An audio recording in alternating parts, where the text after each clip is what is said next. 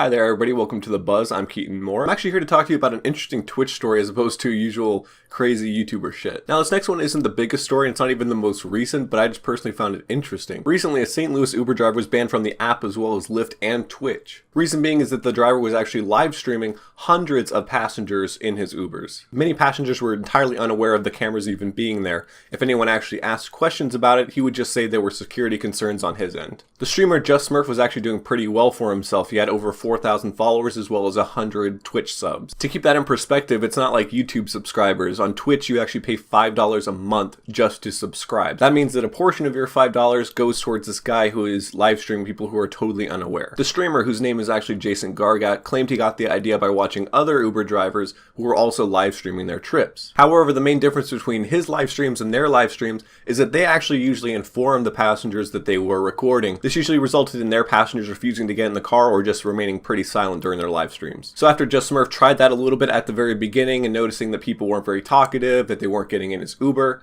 he decided he just wasn't going to tell them at all. Now, this practice actually is legal in Missouri, since only one party has to actually be aware of and consent to the recording, in this case, the person actually doing the live streaming. This resulted in Just Smurf getting more interesting interactions out of his passengers. Just Smurf did do a few things to try to protect his passengers, such as hiding addresses, which he himself even claimed he may forget to do occasionally. Yeah, that's what we're going to try to start doing. Like I said before, some of you guys may or may not have been here, but we're going to try to, for the sake of privacy and not showing you guys exactly to people's houses anymore, you know, protect people's privacy and all that jazz. We're gonna start doing that, if I remember.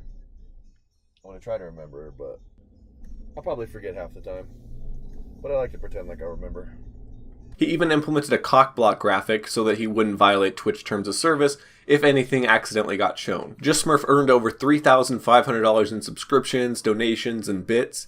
And that's not even including the fares and tips he got from actually doing the Uber and Lyft drives. Eventually his page just entirely disappeared from Twitch. He was also banned from Lyft and Uber, and now he's basically off the platform. Now there's not much else to say on this case. I mean, obviously what he did is technically not illegal, but he's still kind of being a dick by not letting people know, like, hey, your crotch is showing out to thousands of people right now. The passengers really can't do much legally as, like I mentioned before, only one party had to be able to consent to the recording. So as of right now, they basically just get a $5 credit for Uber or Lyft, and just have to be satisfied with the fact that he's banned from the platforms. In some lighter news, Overwatch League finally had their grand finals. This is the wrap-up for the inaugural season of Overwatch League, selling out an entire stadium in New York. In the end, the two teams were Philadelphia Fusion and London Spitfire, two teams nobody really expected. Originally, they were like the 5th and 6th place in the league out of like 12 or 14, whatever the full amount of teams is for season 1. So they kind of came out of nowhere towards the very end,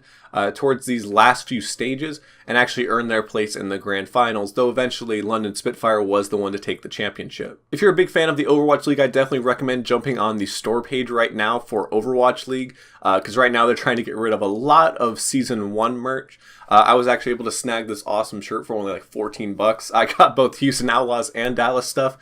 So Texas people, don't at me. I like Dallas feel for the heart and I like Houston for the skill, just saying. So if you want to check out the store and get some really cheap, awesome, high quality Overwatch League merch, not even sponsored, I'll put a link down there because I personally wanted to pick up a lot of shit for like half price. Both the Dallas Feel and Houston Outlaws have some pretty funny videos on their own respective channels. Some of the content includes Houston Outlaws having an insult match with each other. Meanwhile, Dallas Feel actually got to do a fan dub essentially of My Hero Academia at Funimation. What's up, dumbass?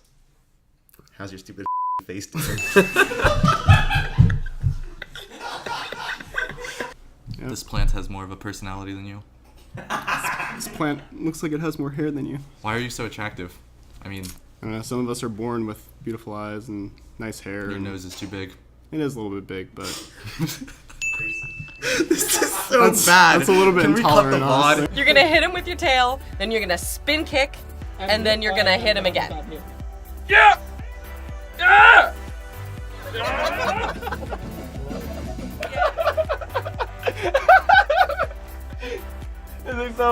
Overwatch League in general is bringing a big spotlight onto esports. The match is even being broadcast on ESPN nowadays. News is even coming out right now that Overwatch League is actually selling out some new spots for Season 2, which is expected to hit in 2019. One of these including an Atlanta one, which is confirmed, though some are reported but not confirmed, in places such as Paris. So yeah, that's about all I got for today. There is a podcast coming soon that is recorded, like I mentioned before.